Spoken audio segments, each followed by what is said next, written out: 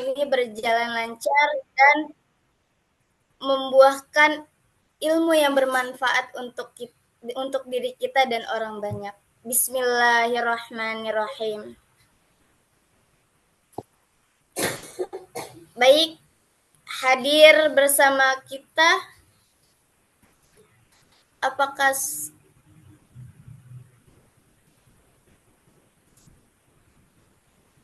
belum? Seharusnya keynote speaker pada malam ini sudah bergabung untuk Dulu, Pak. memberi sambutan. Kita tilawah dulu nggak? MC. Quran Ada dulu tilawah, semua ya. Iya, ada tilawah dulu mungkin. iya baik Bapak. Iya.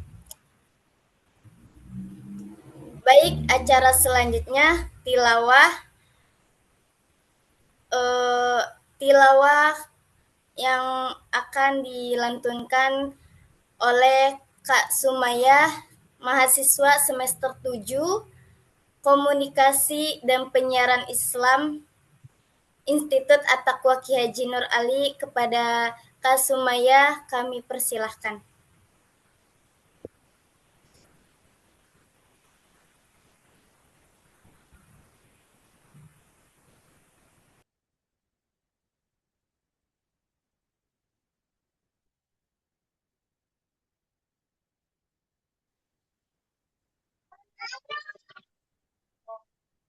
Halo, Assalamualaikum. Waalaikumsalam warahmatullahi wabarakatuh. Waalaikumsalam. Suara saya terdengar ya, teman? Terdengar Kak. A'udzu billahi minasyaitonir rajim. Bismillahirrahmanirrahim. Yu'minuna billahi wal yawmil akhir wa ya'muruna bil ma'ruf wa yanhauna 'anil munkar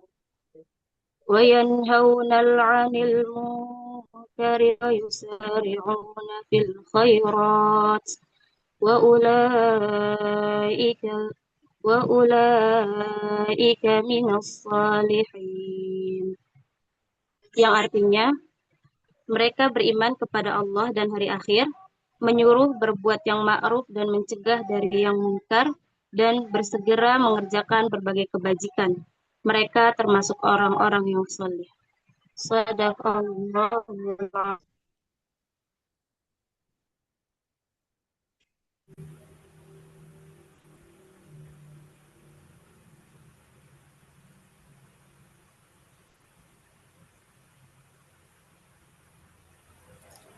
Masya Allah, terima kasih Kak Sumayah. Semoga lantunan ayat suci Al-Qur'annya memberi keberkahan untuk yang hadir pada Zoom malam hari ini.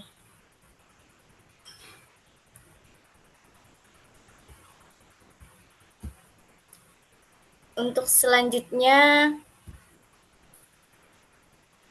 maaf Bapak, untuk Dulu mungkin. keynote speaker.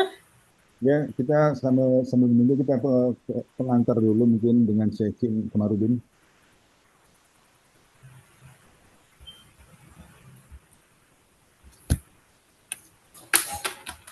Pengantar oleh Ustadz Komarudin.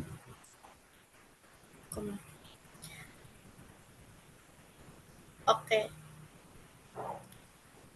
Baik, untuk selanjutnya mungkin lanjut untuk Bapak Komarudin memberi sambutan di Zoom pada malam hari ini.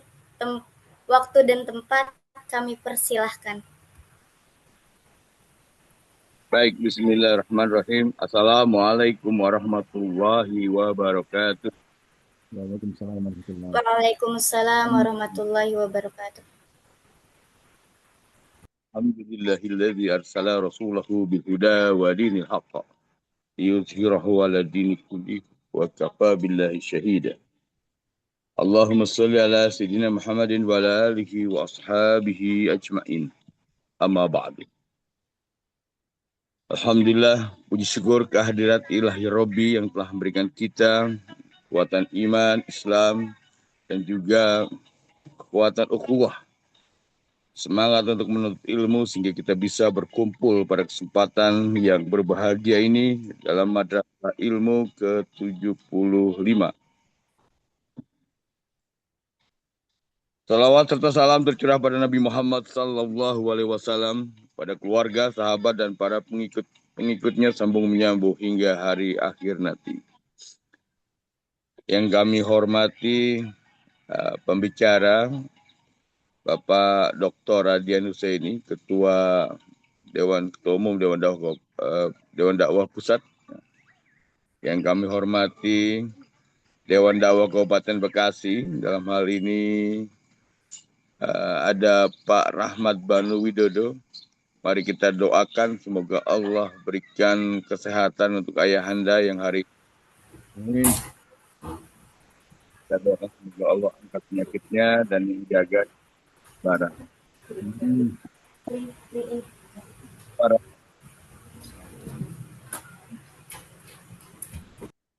Rahman Rashid ini doktor kandidat yang dengan setia malam ini akan mengawal acara ini. Begitu juga dengan Ibu Rosita sebagai MC. Terima kasih sudah berkontribusi dalam Madrasah Ilmu. Begitu juga untuk Ibu Sumayah. Termasuk tim redaksi dari semua redaksi Madrasah Ilmu yang tergabung Dewan Dakwah Kabupaten Bekasi. Yang kami hormati juga para ulama, cendekiawan, akademisi, serta hadirin. Wabil khusus kawan-kawan dari Al-Imarah Cikarang Barat, Ustadz Suhendi dan kawan-kawan. Juga tadi ada Ustadz Solihun dan juga ada kawan-kawan yang lain. Begitu juga dari YKN Darul Fikri. Terima kasih atas kehadirannya. Sungguh kehadiran Bapak Ibu sekalian menjadi hal yang sangat luar biasa pada malam ini. Begitu juga kawan-kawan dari keluarga besar pelajar Islam Indonesia, Ustadz Mirza dari Karawang. Kemudian juga ada ustadz-ustadz yang lain yang hari ini juga bergabung. Ya, Ustadz Nasrullah Al-Faruqi. Termasuk diantaranya juga kawan-kawan dari Dewan Dakwah Kabupaten Bekasi, Ustadz Madrudin, yang malam ini juga hadir, serta kawan-kawan lain yang tidak saya sebut. Wow.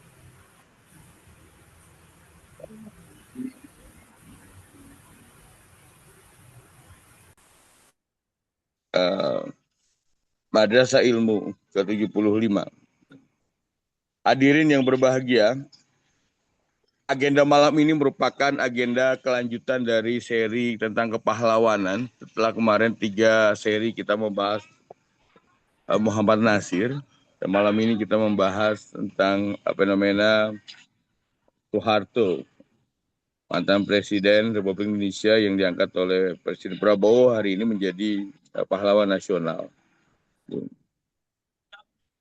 Saya tentu berbahagia bahwa kita dipertemukan dalam majelis ilmu dan diskusi yang penuh hikmah pada malam ini. Dan juga saya kira ini merupakan tema yang syarat makna, jejak hubungan Soeharto dan Islam.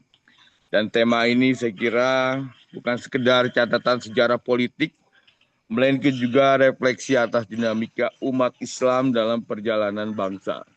Artinya malam ini kita coba meneliti kembali, menelusuri kembali, dan mencoba mengambil hikmah, menelusuri jejak-jejak perjalanan interaksi umat dengan kekuasaan. Presiden Soeharto dengan segala kompleksitas kepemimpinannya meninggalkan jejak yang tidak bisa dilepaskan dari interaksi dengan umat Islam. Ini kita lihat dari masa awal Orde Baru yang penuh keterbatasan, hingga periode akhir yang ditandai dengan semakin terbukanya ruang bagi aspirasi Islam. Ya. kita sangat memahami bagaimana tekanan-tekanan di awal-awal Orde Baru terhadap tokoh-tokoh umat, pemenjaraan-pemenjaraan yang dilakukan oleh Soeharto di awal-awal Orde Baru, gitu. Dan sampai kemudian sebuah masa di mana dengan istilah Joro-Yoroyo gitu, ya. Dan di akhir periode terakhir yang ditandai dengan semakin terbukanya ruang bagi aspirasi Islam.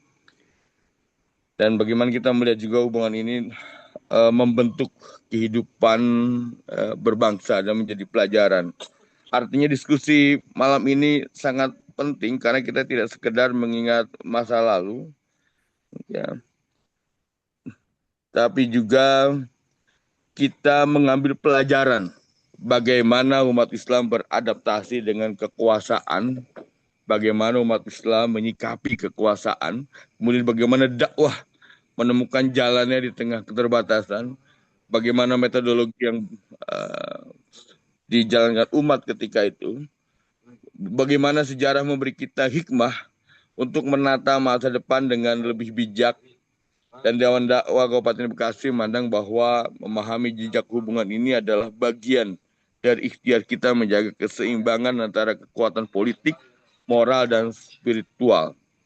Karena sejarah bukan hanya untuk diperdebatkan semata, artinya pro kontra dengan kehadiran penyematan pahlawan kepada Soeharto, tapi juga harus kita tafsirkan sebagai cermin perjalanan umat yang kita bisa belajar dan mengambil hikmah. Gitu. Saya berdoa dan saya yakin diskusi ini menjadi ruang yang terbuka, jujur, dan penuh hikmah. Mari kita jadikan pertemuan ini sebagai sarana memperkuat ukhuwah, perdalam pemahaman, dan juga menumbuhkan komitmen kita untuk membangun masyarakat yang berkeadilan, berkeadaban, dan berlandaskan pada nilai-nilai Islam. Selamat berdiskusi. Saya Komarudin Ibnu Mikam, Wakil Ketua Umum Dewan Dakwah Kabupaten Bekasi. Ucapkan terima kasih pada semua pihak, terutama Dr. Adian Husaini yang malam ini menjadi pembicara, dan juga kawan-kawan semua yang hadir berkontribusi, yang sudah bertungkus lumus, sudah bersusah payah menyelenggarakan agenda ini malam Senin. Dan saya yakin semuanya akan diganti oleh Allah dengan keberkahan dan amal serta pahala yang terindah di sisinya. Billahi bisabilhaq. Assalamualaikum warahmatullahi wabarakatuh. Saya serahkan kepada Ibu Rosita kembali. Terima kasih.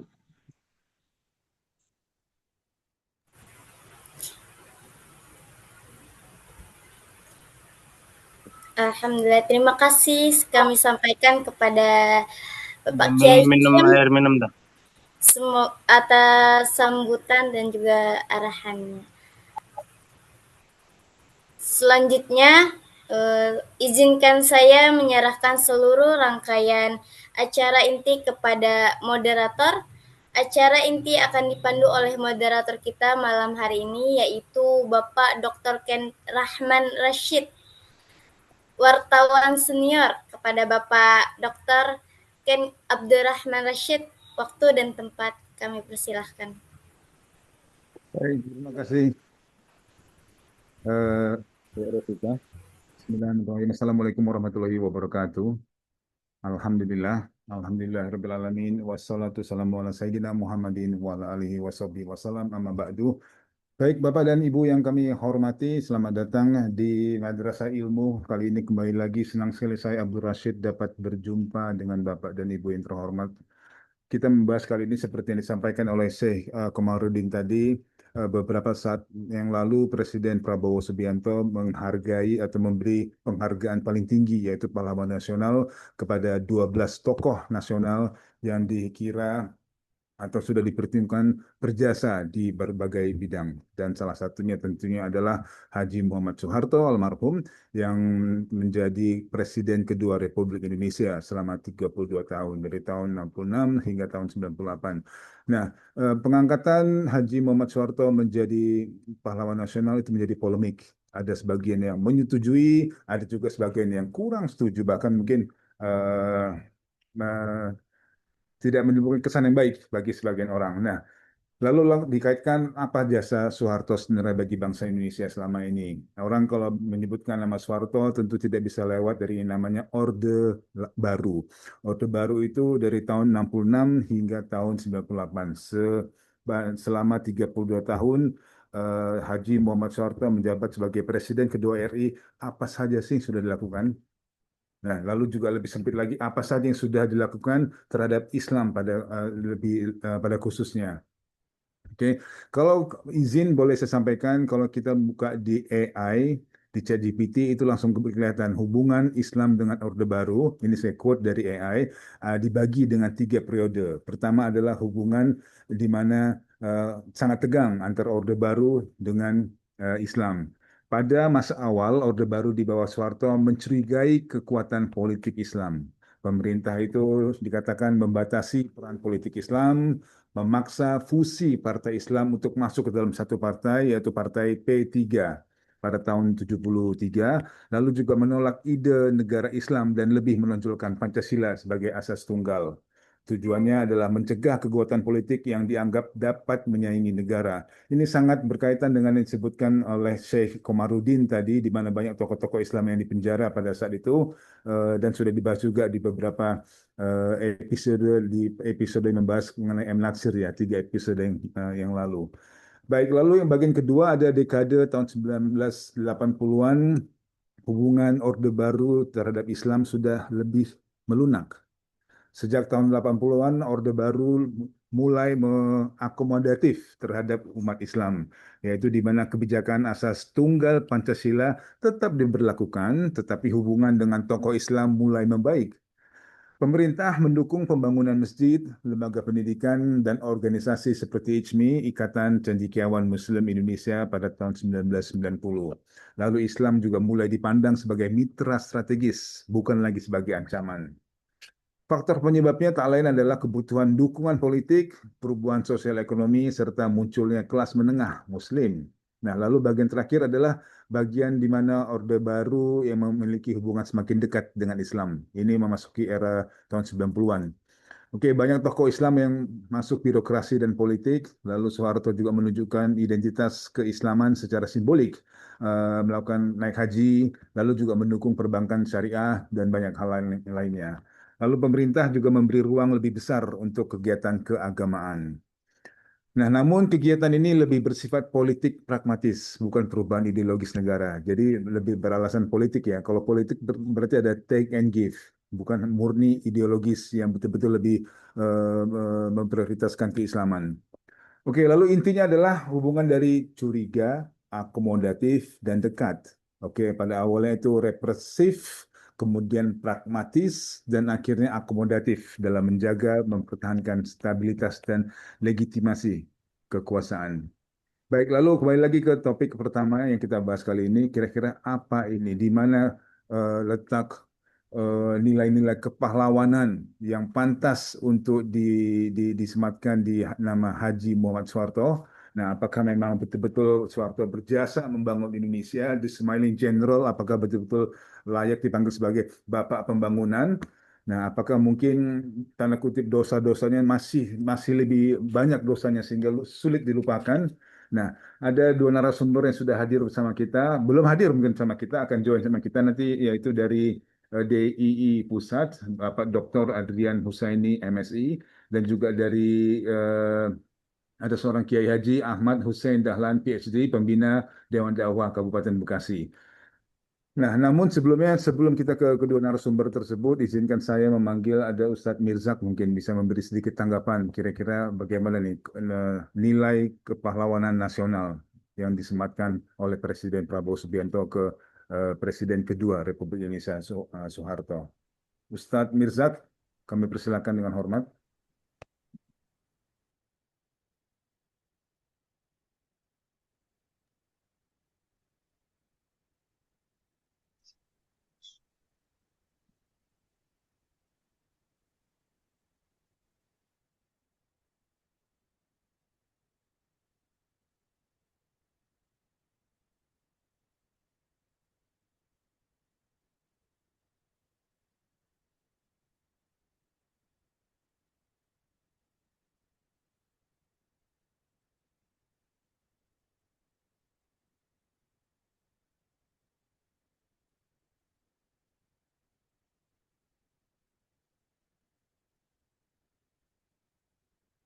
Ustadz Mirza, Assalamualaikum. Apa bisa di copy?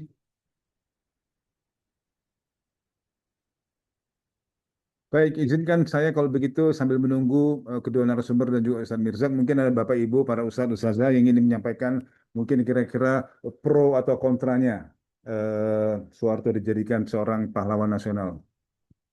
Mungkin ada yang ingin menyampaikan sesuatu terkait ini, kami persilakan sambil menunggu narasumber.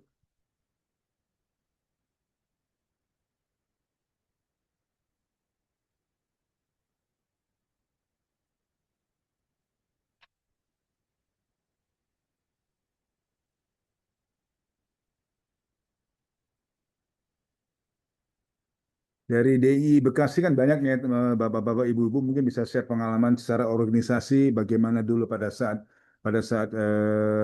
Soeharto menjadi presiden, apakah ada perannya dan apakah mungkin kegiatan-kegiatan yang mungkin sempat dilarang mungkin terlalu ekstrim ya perkataan saya, mungkin mungkin agak sedikit didiskriminasi atau mungkin lebih banyak tantangan-tantangannya pergerakan-pergerakan Islam pada saat Orde Baru awal. Nah, mungkin teman-teman dari eh, DI Bekasi mungkin bisa share.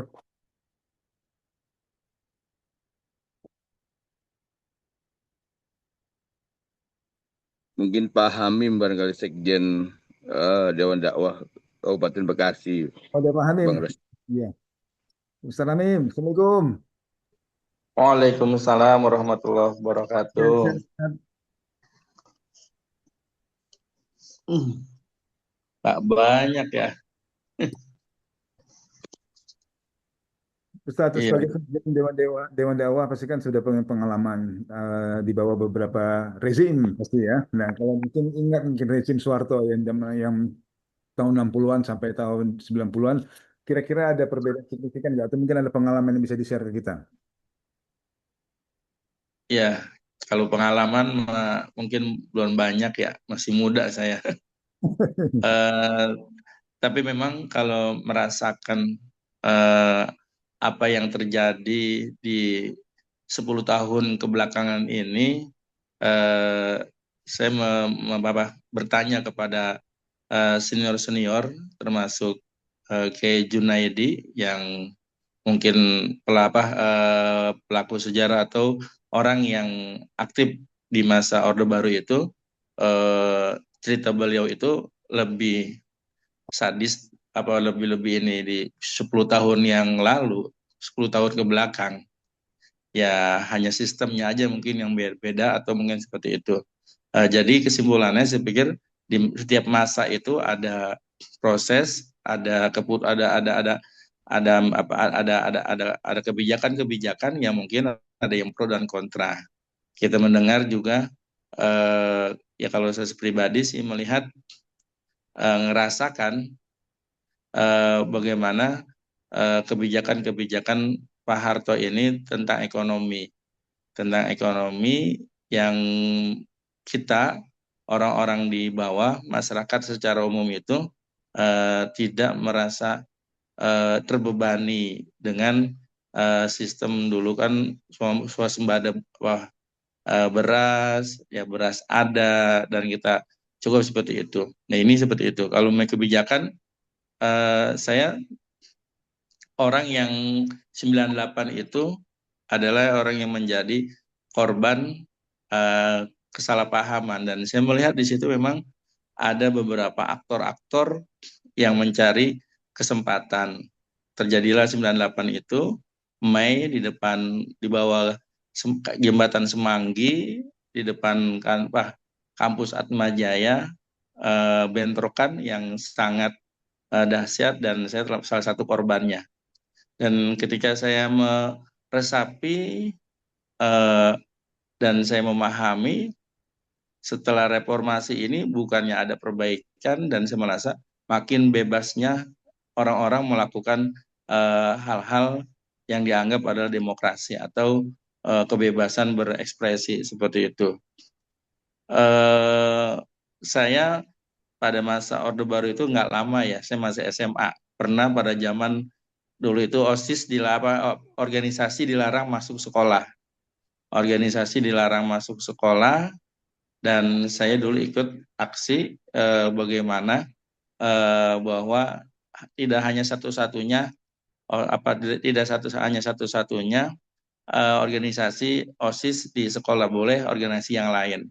Dulu kita pernah aksi ke Kementerian Pendidikan dan kita melihat ya akhirnya kan keputusan itu. Nah, saya juga pernah mendengar beberapa keputusan-keputusan yang dilakukan oleh Presiden Soeharto itu, namun ketika ada pergerakan dan adanya tanggapan dari masyarakat, itu bisa dirubah dan bisa diperbaiki seperti itu. Kayak tentang bagaimana asas tunggal seperti itu, kayak ya pada ini kayak jilbab itu kan nggak selamanya dilarang, tapi memang masih peristiwa itu sangat sangat sangat sangat mengerikan, pelarangan jilbab di sekolah ya, tapi itu kan terjadi tidak lama dan akhirnya menjadi kebijakan di bawah. Kalau saya pribadi menyimpulkan, walaupun saya korban dari 98 itu, saya menyimpulkan bahwa Pak Harto itu sangat layak menjadi seorang presiden, seorang pahlawan, karena apalagi 10 tahun atau 20 tahun kemarin bahwa Pak Harto sudah mendekati atau mungkin sudah berpihak kepada umat Islam. Setidaknya di akhir kepemimpinan beliau merasakan bagaimana pedulinya terhadap umat Islam seperti itu. Walaupun memang ada beberapa kebijakan yang dulu merugikan. Namun ketika saya bertanya-tanya kepada yang lain, masa-masa ini juga sangat kejam sekali. Kan kita melihat bagaimana korban terjadi adanya pembunuhan KM 50 dan ulama ditahan-tahanin seperti itu. Itu sama seperti itu. Mungkin hanya sekarang zaman-zaman now, bagaimana orang aksi kita melihat itu aksi ditendang habis-habisan dengan ya banyaklah korban-korban, ya berarti tidak ada apa-apa, ada persamaan dan ada perbedaan seperti itu. Kalau saya melihatnya seperti itu, Pak Dr. Abdurrahman Rasid. Amin. Jadi karena memang dinamika ya pergerakan itu kan kelihatan tadinya mungkin agak terasa terintimidasi dengan Islam tapi akhirnya merasa cukup dekat dan mungkin juga lebih banyak kecenderungan untuk memihak kepada Islam dan Ustaz Amin tadi mengatakan bahwa setuju sepakat kalau misalnya Pak Harto dijadikan seorang pahlawan nasional gitu kurang lebih ya Pak Ustaz Amin ya. Iya, betul. Karena Iya. memang yang pertama itu Ya, PKI itu adalah nyata dan jelas. ya, baik. Baik. Bagaimana kita seorang kader PII, Kanigoro itu adalah peristiwa sejarah bukti nyata peristiwa Kanigoro. PII itu salah satu korban dari kebiadaban PKI saat PII mengadakan training. Dan itu dikatakan dalam video kemarin itu oleh Anhar Gonggong. Pak Anhar Gonggong menyatakan bahwa salah satu bukti adanya PKI itu adalah penyerangan terhadap training PII di Kanigoro. Berarti memang PKI itu jelas dan ada. Seperti itu. Yang berantas PKI nomor satu ya pasti Pak Harto pada saat itu ya sampai tuntas. Iya, seperti itu. Baik Ustaz Amim, terima kasih. Kita akan kembali ke Ustaz Amim dan Bapak Ibu terhormat Ya, sudah terima kasih, Ustaz. terima kasih sudah hadir Ketua Umum DDI Pusat Dr. Haji Adian Husnaini MSI baru bergabung sama kita. Assalamualaikum Ustaz. Ustaz Adian.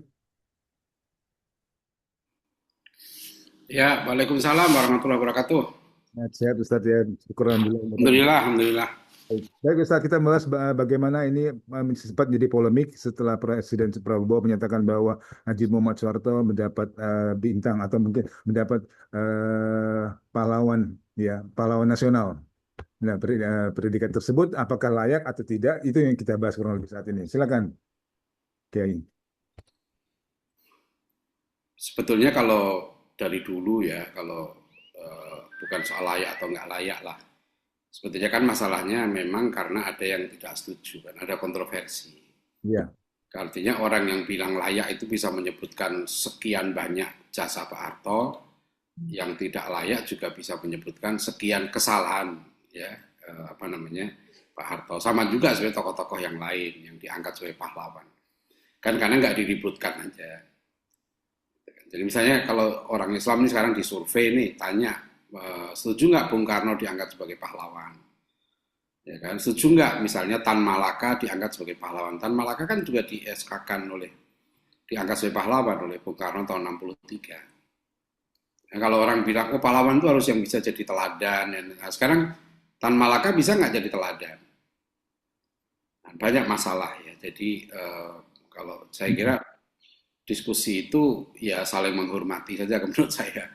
Ya, yang memang setuju yang bisa memberikan hujahnya, yang tidak setuju ya menyampaikan hujahnya, dan nggak perlu, menurut saya nggak perlu diperpanjang karena memang pasti akan terjadi kontroversi itu.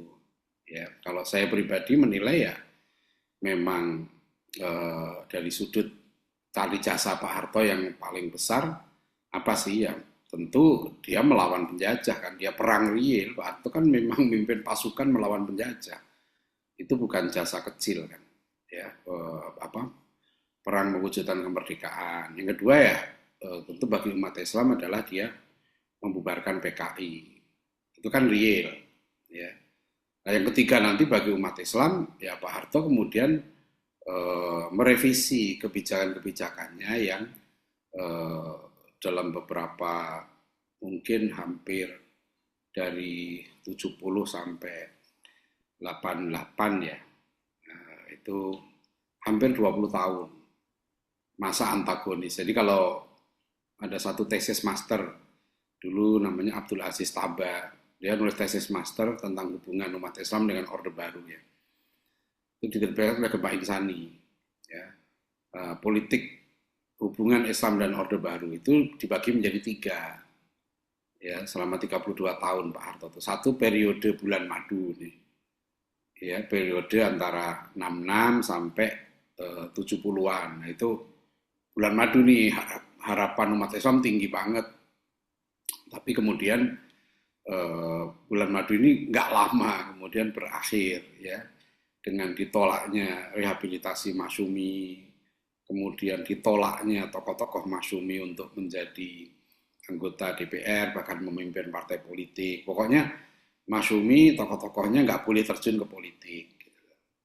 Kemudian rekayasa partai Islam, ya, de-islamisasi, desekularisasi, de-islamisasi, de-ideologisasi, bahkan kristenisasi di periode 70-an itu sangat kencang. Nah, jadi kalau orang mau melihat politik Orde Baru waktu itu memang ada fase, tapi kemudian terjadi perubahan. Nah, itulah yang sebetulnya saya tulis di buku saya ini. Ada 2 buku yang saya tulis tahun 95. Itu satu buku ini ya, Habibie, Soeharto, dan Islam. Jadi ini buku reportase ketika saya menjadi wartawan. Habibie, Soeharto, dan Islam, dan buku ini Soeharto 98. Ini saya tulis tahun 95 ini. Jadi saya sebetulnya sudah secara halus dalam buku ini saya sudah berharap bahwa Pak Harto akan berakhir tahun 98. Ini buku saya tulis 3 tahun sebelum Pak Harto turun. Meskipun saya tidak, tapi saya menyebut secara eksplisit di akhir buku ini saya sampaikan ya bahwa tidak ada seorang pun yang percaya Haji Muhammad Soeharto ingin menjadi presiden seumur hidup. Waktu itu kan posisi saya wartawan di istana. Jadi saya melihat bagaimana kenapa terjadi perubahan politik, mengapa tiba-tiba nanti Soeharto dijatuhkan dan sebagainya. Itu harus difahami kondisi waktu itu ya, zaman itu. Ya, jadi kalau tadi ditanya apakah layak atau nggak layak, ya. Kalau saya pribadi melihat Soeharto berjasa 2 tadi, ya, 3 menurut saya itu ya, itu layak disebut pahlawan, ya, itu sebagai indikator ya. Nah, sama juga dengan Bung Karno, saya juga tidak protes ketika Bung Karno dikasih pahlawan kan. Ya, artinya kenapa Bung Karno layak? Karena punya jasa besar. Pak Nasir pun juga melihat Bung Karno kan, meskipun beliau dipenjarakan oleh Bung Karno, bahkan Buya Hamka, ya. Buya Hamka itu keluarganya sengsara ketika beliau di penjara itu. Anak Buya Hamka, Pak Afif Hamka cerita ke saya bahwa dia termasuk yang tidak mau ya ayahnya mensolatkan jenazah Bung Karno, ya karena menderita sekali ketika ayahnya ditahan itu keluarganya gitu. Tapi Buya Hamka justru memaafkan itu dan kemudian mensolatkan jenazah Bung Karno. Kan itu permintaan Bung Karno, pesannya Bung Karno. Nah, itu jadi tokoh-tokoh kita sama dengan Orde Baru di akhir-akhir masa apa ya tahun 9. Pak Nasir kan meninggal tahun 93. Jadi buku saya ini sebenarnya merekam apa sih pandangan ya para tokoh Islam waktu itu, ya, terutama Pak Dr. Anwar Haryono, Pak Khalil Badawi, nanti pimpinan-pimpinan Dewan Dakwah waktu itu ya, Pak Ahmad Sumargono, Pak Hartono Marjono itu sudah meninggal semua tuh. Ya, Abdul Qadir Jailani, itu menarik, AM Fatwa, ya kalau kita lihat gimana sih sikap mereka terhadap Pak Harto, bisa dilihat bahwa memang di akhir-akhir pemerintahan Soeharto itu tokoh-tokoh Islam mendukung kebijakan ya politik Pak Harto yang mengakomodasi aspirasi umat Islam. Jadi tadi kan pertama bulan madu, yang kedua nanti periode antagonis. Nah, tahun 70 sampai 88. Nah, mulai tahun 88 itulah terjadi perubahan. Tiba-tiba arah angin itu berubah gitu ya. Yang asalnya sangat represif ya. Tiba-tiba Pak Harto menyetujui kebijakan yang aneh, yang waktu itu berbaliklah dia ditentang oleh kelompok-kelompok sekuler. Kan sebenarnya politik Indonesia itu dua aja.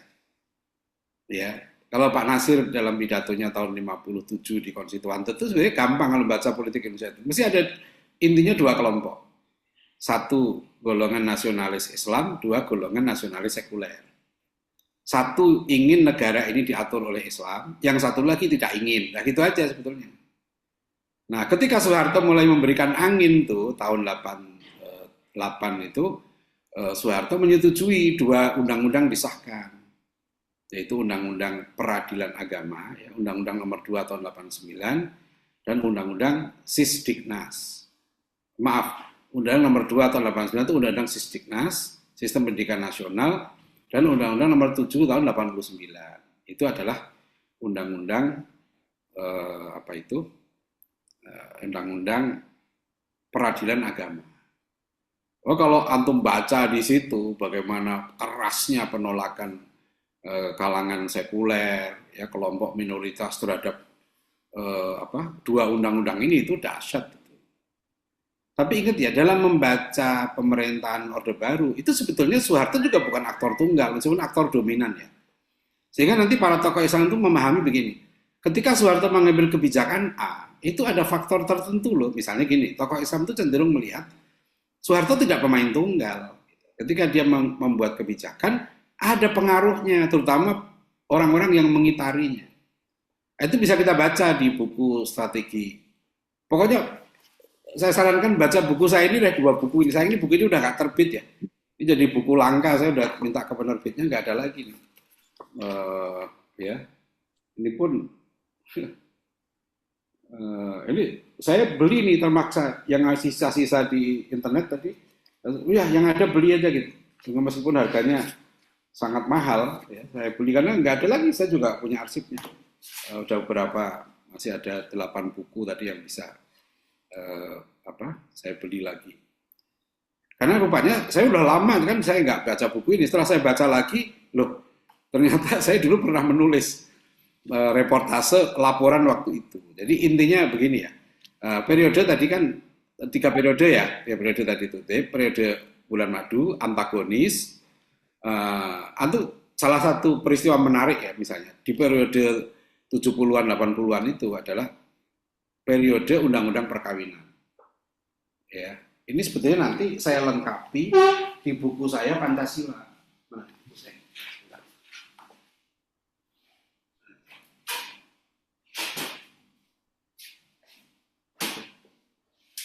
Jadi baca buku saya Pancasila itu termasuk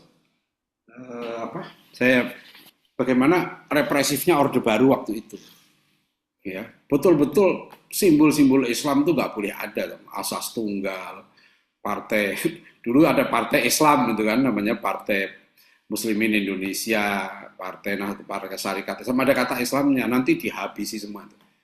Nama Islam aja nggak boleh ada.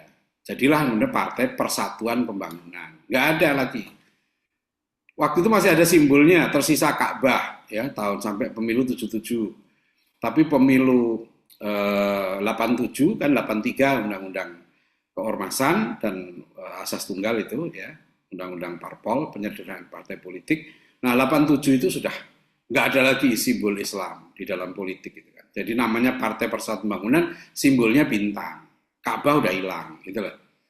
Nah, itu banyak nanti kisah-kisah tentang bagaimana proses deislamisasi Orde Baru itu luar biasa. Sampai nama-nama gedung PDPR itu sudah nggak ada nama nama Arab itu dihilangkan, Jawanisasi, ya, dan lain-lain itu, ya.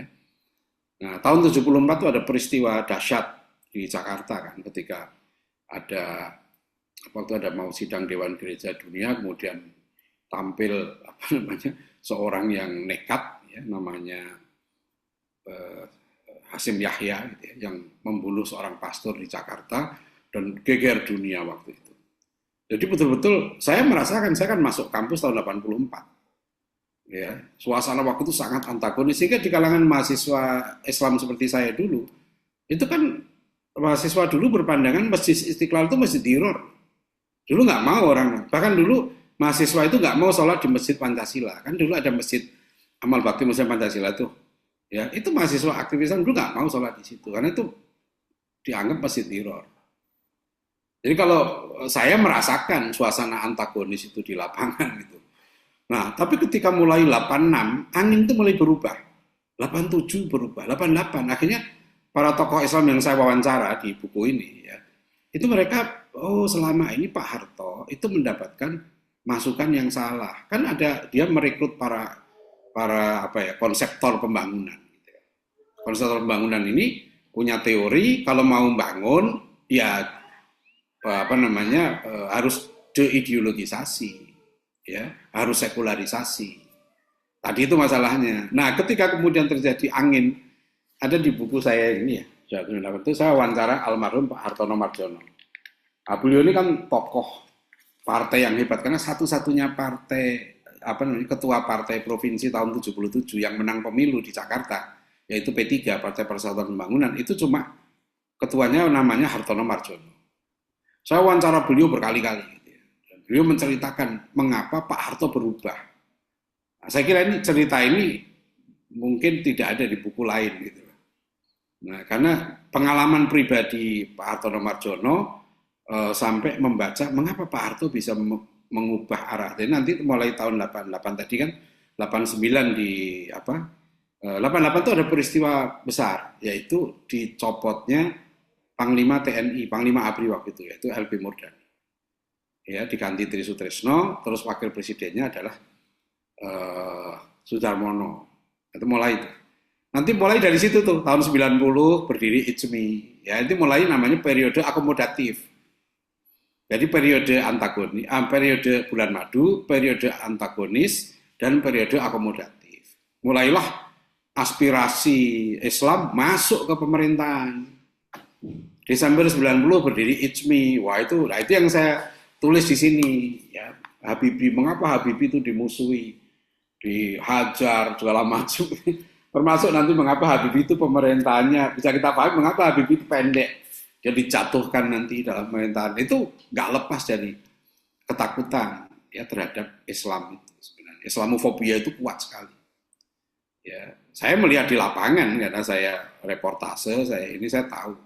Oh, ini ya, dulu Pak Habibie itu nggak dimusuhi ketika dia tidak menjadi simbol gitu ya, dia ketua IJMI Desember, terus 91 itu ada dua peristiwa penting dalam politik waktu itu. Satu, berdirinya Bank Muamalat, ya, karena berpuluh tahun orang Indonesia itu memperjuangkan bank Islam, ya, dan itu nggak bisa berdiri karena selalu kalau memperjuangkan syariat akan dituduh subversif.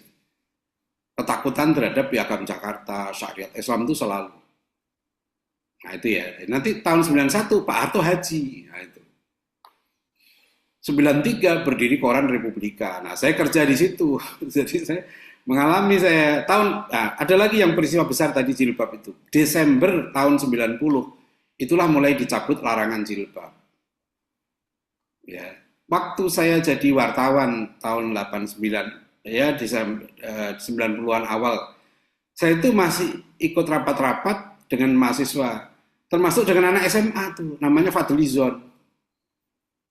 Tahun 90 itu Fadlizon udah tukang demo, dia SMA di Jakarta, anak SMA ngumpul di rumah pamannya Taufik Ismail gitu. Saya udah jadi wartawan, jadi saya tahu anak-anak SMA kerjaan Fadlizon tuh sejak SMA memang sudah dia udah wawancara Pak Natsir. Fadlizon tuh sejak SMA. Ya udah wawancara Pak Nasir, dia sudah galang demo untuk pembebasan jilbab, ya. Itu Fadlizon tuh, nanti dia mahasiswa UI. Waktu itu saya wartawan, nah ingat juga tahun 93 nanti Fadlizon tuh dan teman-temannya memelopori demo dicabutnya SDSB, ya. Izin SDSB dicabut tuh. Ya, para demonstran sujud syukur di DPR, saya ada di situ tahun 93. Nah, nanti kalau kita ikut itu arus suasana waktu itu ya itu seru banget ya. Orang Islam tuh merasa wah sudah dapat ijmi ya kan, dapat ini menteri-menteri. Ingat nggak kabinet tahun 93 itu disebut kabinet ijo royo-royo. Karena hampir semuanya Islam.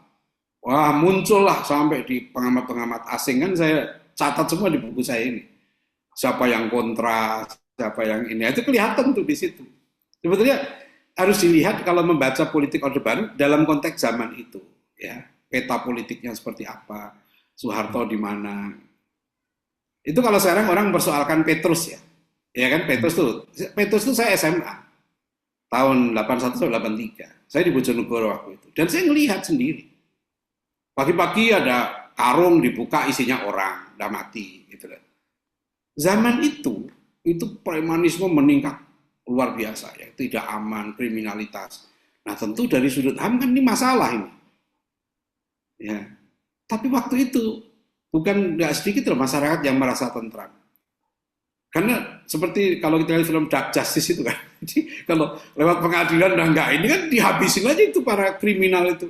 Nah tentu kan ini jelas ya kalau melanggar HAM ya jelas lah melanggar HAM. Ya, jadi sekarang ini kalau kita merasakan zaman itu, kita tahu tuh, oh begini ya. Nah, kenapa Soeharto ini ya kemudian memberikan angin? Bayangkan orang-orang seperti Imaduddin Abdul Rahim, kan itu tahanan. Dosen ITB dia ditangkap sama Pak Harto, dijebloskan ke penjara. Tapi akhirnya dia jadi tokoh ijmi kan. AM Fatwa coba, ada di TV kan dia membela Pak Harto, sudah setuju Pak Harto. Kalau oke lah kita nih, Pak AM Fatwa itu sedang khutbah Idul Fitri aja ditangkap, lagi khutbah. Kalau sekarang nggak ada orang berani nangkep. Zaman itu bayangkan tuh, orang sedang khutbah aja ditangkap, diturunin, ya masuk penjara, digebukin, disiksa, bukan main penyiksaan waktu itu. Nah, jadi itu suasana zaman itu ya. Makanya ketika kemudian mulai tahun 88 itu terus angin berubah gitu ya. 93 tadi kabinet ijo royo-royo, terus ada nanti koran yang memplesetkan itu jadi ijo loyo-loyo. Wah, itu muncul marah waktu itu, ya. Nah, tapi di sini ini penting. Menurut saya ya, ini bacaan saya setelah saya umur 60 tahun ini gitu. Sebetulnya di zaman dari 88 sampai Soeharto turun sampai 10 tahun terakhir itu bisa dikatakan Soeharto itu banyak memberikan kesempatan kepada umat Islam, terutama kepada ijmi, kepada Pak Habibie, kabinet-kabinetnya, menteri-menterinya, gitu ya, untuk mengelola negara ini.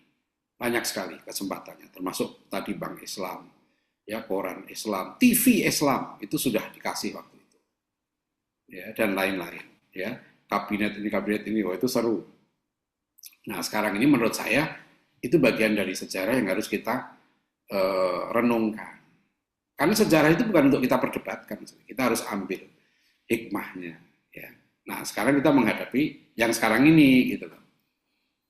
Ya, jadi itu penting untuk kita membaca sejarah. Jadi jangan sejarah diperdebatkan pada peristiwanya saja, harus dipahami konteks zamannya. Mengapa peristiwa itu terjadi? So, peristiwa politik itu ya kalau difahami dalam berbagai dimensi yang cara pandang berbeda bisa berbeda hasilnya. Ada tokoh ketua Dewan Dakwah Solo, Kiai Solehan itu pernah cerita itu sering saya tulis, saya ulang-ulang. Karena ceritanya menarik. Jadi ceritanya legenda di Cina kata dia. Ada seorang suami yang meninggal. Terkenal lah keluarga ini harmonis. Gitu. Ketika suaminya meninggal, dikubur, istrinya ini nungguin. Ya. Hujan rintik-rintik selesai, orang-orang pada pulang, istrinya ini masih ngipasi kubur suaminya. Jadi Orang melihat, wah hebat ya sang istri ini, suami sudah meninggal pun masih ditungguin, dikipas-kipas kuburnya, gitu ya. Orang dari jauh kan melihat, oh tapi mengapa sih? Nah itu kan, mengapa sih istri itu melakukan tindakan itu? Kan orang nggak tahu, ya, bahwa sebenarnya suaminya pernah berpesan kepada dia, kalau saya mati, kamu boleh kawin lagi setelah tanah kuburanku kering. Makanya dia tungguin kubur suaminya dikipas-kipas, ya kan? Cepat kering. Supaya cepat kering. Tapi kan orang nggak tahu. Yang tahunya kan dia melakukan tindakan itu, wah bagus banget ya. Suami istri kok begitu setia. Gitu. Makanya kalau dalam politik ya, itu saya itu pengalaman gini ya, karena pengalaman hidup aja. Saya datang ke almarhum Pak Hasyim Muzadi ke rumah beliau. Karena saya pendukung Pak Prabowo, Pak Hasyim Muzadi dukung Pak Jokowi. Ini 2019 nih. Kan saya tanya kepada beliau, kenapa Bapak dukung Pak Jokowi? Gitu. Nah itu dia mengemukakan alasan yang menurut saya logis. Meskipun saya tidak sependapat dengan keputusan beliau. Gitu. Tapi saya tetap bersahabat dengan beliau. Waktu beliau nanti jadi One Team Press, saya diundang. Jadi kita itu beda karena mendapat informasi politik yang berbeda. Ya, jadi itu nanti menurut saya bisa terjadi perbedaan pandangan, ya. Tapi kita harus jagalah ukhuwah kita sebagai umat Islam, ya harus itu pentingnya bersilaturahim berukhuwah. Aku tahu nggak sebetulnya menjelang kejatuhan Soeharto 98 itu di lingkungan Dewan Dakwah terjadi perdebatan keras antara beberapa orang tua, ya saya sebut aja Pak Anwar Haryono, Hartono Marjono, Khalil Badawi, dan Pak Amin Rais, Adi Sasono, dan kawan-kawan.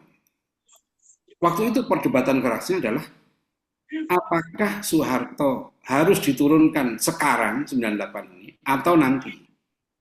Sepakat turun. Nah, itu. Tapi kapan turunnya? Oh, itu seru diskusinya.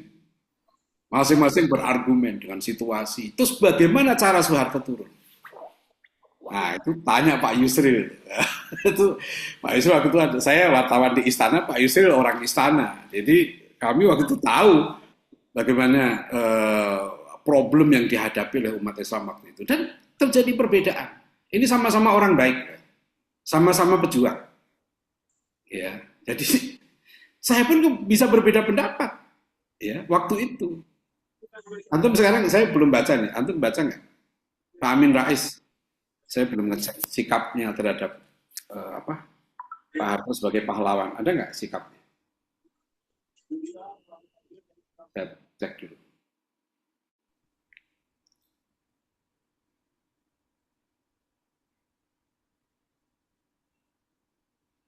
Belum baca.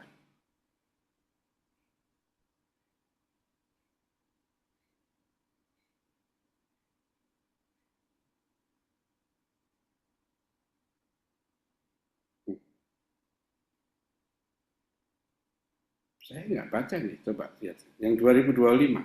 Karena nggak antum klik. Pak Amin Rais kan tokoh terdepan yang menurunkan Pak Harto. Itu kan. Oh ini misalkan Ada nggak? ada. Barusan saya di Google. Gimana? Oke, katanya sikap Amin Rais terhadap Soeharto bersifat kritis dan menentang di era reformasi karena ia memimpin gerakan yang menuntut kelengsernya Soeharto karena dianggap korup dan tidak demokratis. Itu sikapnya dulu kan. Nah, Ya. namun setelah Soeharto meninggal, sikap Amin Rais menjadi lebih kompleks, di mana ia sempat menyarankan pemerintah untuk memaafkan Soeharto dan terkait anugerah gelar pahlawan nasional, ia menyatakan akan menanggapi hal tersebut secara terpisah, meskipun pada awalnya ia tidak memberikan komentar langsung. Itu berita tahun berapa? Ini baru. Ada lagi ini dari Maklumat ID, saya bacakan aja ya. Iya. Tanggapan Amin Rais soal penetapan gelar pahlawan untuk Gus Dur dan Soeharto. Amin Rais menanggapi keputusan pemerintah yang menganugerahkan gelar pahlawan nasional kepada dua tokoh besar, Abdurrahman Wahid dan Soeharto. Dia menyebut Gus Dur sebagai sosok yang layak jasa dan perannya bagi negara. Menurut Amin Rais, gelar pahlawan nasional diberikan kepada mereka yang memiliki jasa bangsa, meski setiap manusia tetap memiliki kekurangan. Ya, jadi pro kayak mendukung kayaknya. Ini quote and quote. Jadi begini, orang yang mendapatkan anugerah pahlawan nasional itu orang yang baik. Nah, orang baik itu bukan berarti nggak punya kesalahan. Selama kebaikannya mengungguli kesalahannya, maka ia pantas jadi pahlawan nasional. Nah, ya kan? Hmm. Atau sekarang oke lah kita ini siapa sih dibandingkan Amin Rais gitu ya. Hmm. Amin Rais yang paling depan menurunkan suatu dan juga menurunkan Gus Dur. Kan itu kan masalahnya kan. Jadi sekarang ini kalau menurut saya ya sudahlah soal ini. Tapi kalau bagi saya lebih dari itu sebenarnya. Kita harus memahami konteks politik zaman itu, kebijakan politik, karena itu yang bisa kita pakai untuk menilai. Kita ini umat Islam tuh gampang kok di Indonesia ini gitu kan. Dan saya kira Presiden Prabowo sekarang ini juga sudah belajar ya. Dan Prabowo tahu persis jelas dia kan tahun 98 juga apa namanya pemain penting di situ ya kan. Dan kemudian dia malah meskipun dia mendukung Habibie, tapi dia orang pertama yang dicopot di situ jabatannya. Prabowo tahu itu kan. Ya, kenapa sekarang Prabowo justru memberikan penghargaan itu pemerintah itu? Nah, saya kira saya gitu ya. Jadi konteks politik zaman itu adalah lebih penting kita memahami konsepnya. Ya, umat Islam itu tokoh-tokoh yang saya belajar ya dari bapak kita waktu itu adalah mereka sebenarnya sudah mengingatkan banyak hal. Ini loh ya, kalau nanti Soeharto jatuh. Jadi saya itu diskusi dengan para tokoh itu gini. Mereka bukan hanya diskusi marah Soeharto jatuh. Jadi mereka itu diskusi kalau Soeharto jatuh, caranya gimana? Terus yang kedua, nanti yang ganti siapa? Kalau diganti, penggantinya nanti kebijakannya seperti apa? Itu diskusi tokoh kita dulu itu begitu. Tapi kan kemudian masyarakat sudah marah dan nggak bisa lagi, harus turun besok. Itu tokoh-tokoh kita udah mengingatkan waktu itu. Ya, saya tahu tuh bahwa nanti kalau ini nggak hati-hati, justru akan lebih buruk. Nah, saya tahu waktu itu diskusinya. Cuma mereka nggak bisa ngomong karena situasi masyarakat waktu itu kan sedang marah, ya sedang ini. Mereka setuju kok. Saya tuh diskusi dengan mereka tahu, setuju Pak Harto turun waktu itu. Coba gimana caranya? Nah, muncul diskusi waktu itu kan, apakah MPR yang menurunkan? Soeharto sebenarnya sudah berusaha waktu itu kan. Oke, jangan MPR karena MPR kan ini, gitu lah. Bikinlah namanya Komite Reformasi. Itu diskusi panjang. 40 orang tokoh dan lain-lain masuk di situ. Nah, itulah yang nanti akan menggodok Indonesia ke depan setelah Soeharto turun. Tapi kan Komite Reformasi ditolak waktu itu. Ingat Pak Harto waktu sebelum turun kan memanggil 9 tokoh yang diminta pendapat itu. 9 tokoh itu kan termasuk Gus Dur. Gus Dur, Malik Fajar dari Dewan Dakwah ada Pak waktu itu Pak Anwar Haryono, ya. Kemudian ada Cak Nun, ya, Cak Nun, Ainun Najib. Ainun Najib itu juga menjadi saksi penting itu. Ya, jadi lepas apapun ya, tadi itu kan begitu ya, ini sudah berlalu, tapi silahkan saja gitu ya, kalau orang mendiskusikan apa yang kesalahan yang lalu, ya bukan untuk kita ambil pelajaran, karena tokoh-tokoh kita itu begitu sifatnya. Seperti A.M. Fatwa dan tokoh-tokoh bahkan yang ditahan, disiksa oleh Pak Harto. Pak Nasir apalagi, kita ngalami betul, Pak Nasir itu dari zaman tahun 67, mau berharap Masyumi dihidupkan, Soeharto udah nggak mau menghidupkan, dan di situ saya kagum ya Pak, tokoh-tokoh kita ini, Pak Nasir dan lain-lain itu. Meskipun terzolimi, itu yang saya tulis dalam buku saya ini, Muhammad Nasir Negarawan. Ya, kenapa? Langka loh orang kayak Pak Nasir ini. Dia dizolimi oleh pemerintah, tapi membantu program pemerintah. Termasuk nanti melobi Jepang untuk menurunkan investasi ke Indonesia. Itu Pak Nasir itu yang melobi ke Jepang karena Pak Nasir sangat dipercaya oleh pemerintah Jepang waktu Takeo Fukuda itu ya, Menteri Keuangannya. Jadi saya pribadi gitu ya, saya banyak belajar dari para tokoh kita dalam menyikapi para pemimpin gitu ya, termasuk Bung Karno ya dan lain-lain gitu ya. Nah, kita sekarang ini lebih fokus ke depan. Itu Mas Abdurrahman ya. Jadi 3 fase tadi itu ya yang sangat Saya penting. ingin tanyakan Ya, Ustaz, ini mungkin sedikit mengenai sejarah ya. Saya ya, mewakili teman-teman yang mungkin sedikit belum ada pengalaman tentunya di zaman Orde Baru pada saat di awal-awal itu. Tadi kan ada fase bulan madu yang ekspektasi Islam sangat tinggi. Apalagi ya. dimusnahkannya PKI, di mana PKI jelas-jelas menekan dan mencoba memberantas Islam. Nah, lalu PKI diberantas, lalu mereka punya harapan besar kepada pimpinan saat itu, presiden saat itu. Nah, namun yang muncul tadi seperti kita bahas bagaimana pemerintah ada istilah Islamfobia. Ya kan? Nah, apakah betul-betul bisa menjadi ancaman Islam pada saat itu, ancaman subversif ya, DITI atau NII. Nah, kalau misalnya lunak pada saat itu, apakah bisa betul-betul menjadi negara Islam Indonesia ini? Kan Orde Baru ini koreksi terhadap Orde Lama. Kan itu maunya mereka nih kan. Nah, Orde Lama itu ada dua fase. Satu fase demokrasi liberal yang pemerintahannya gonta-ganti, gitu kan. Satu lagi ekstrim, demokrasi terpimpin, komunis ini. Maka kan muncul trauma itu sehingga teori pembangunanisme, developmentalisme yang dikembangkan Orde Baru itu kan mensyaratkan stabilitas. Teori pembangunannya kan begitu. Kalau mau negara stabil, ya jangan ribut. Yang ribut ini partai, kan gitu sebetulnya. Teorinya sederhana saja. Kayak waktu Lee Kuan Yew membangun Singapura. Apa teorinya? Kita butuh strong government dan bersih. Clean and strong government. Makanya Malaysia juga begitu, setiap mau bangun awal dia butuh pemerintah yang kuat. Ini diterima, makanya dibuatlah stabilitas. Tapi ini kan keras banget gitu loh. Akhirnya kan menindas, hak-hak politik tertindas, ini tertindas. Itu kan karena konsep yang dibangun itu kan. Demokratisasi itu mensyaratkan sekularisasi kan. Ini Pak Harto merekrut nih ilmuwan-ilmuwan politik, ilmuwan ini segala macam. Dan ingat, sekularisme itu masih sangat dominan loh waktu itu, ya. Sampai mulai Belanda dari pasca perang Diponegoro, itu kan pendidikan kita ini sekuler. Elit-elit nasional itu yang dominan itu kan sekuler. Harus kita akui itu. Dan inilah nanti ketika proses Islamisasi berjalan, justru Pak Natsir dan kawan-kawan nanti mengembangkan itu. Proses Islamisasi dari tahun 60-an. Lahirnya IJMI, ya kan, menurut Robert Hefner itu konsekuensi dari proses Islamisasi melalui pendidikan. Kan Dewan Dakwah 67 berdiri, ya kan?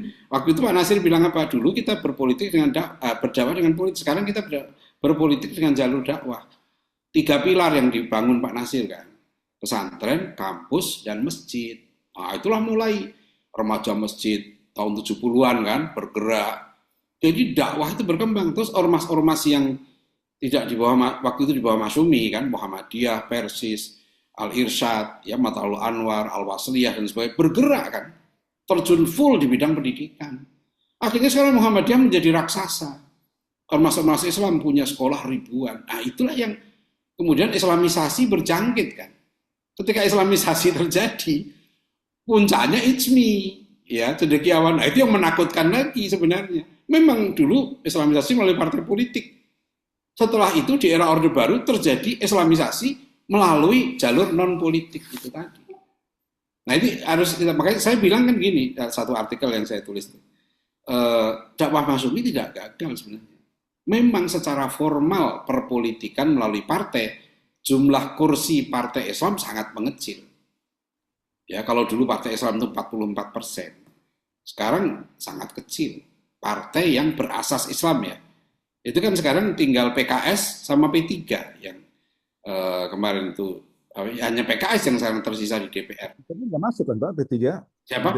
P3 ya juga P3 kan nggak masuk sekarang. Makanya tinggal PKS sekarang yang di parlemen ya.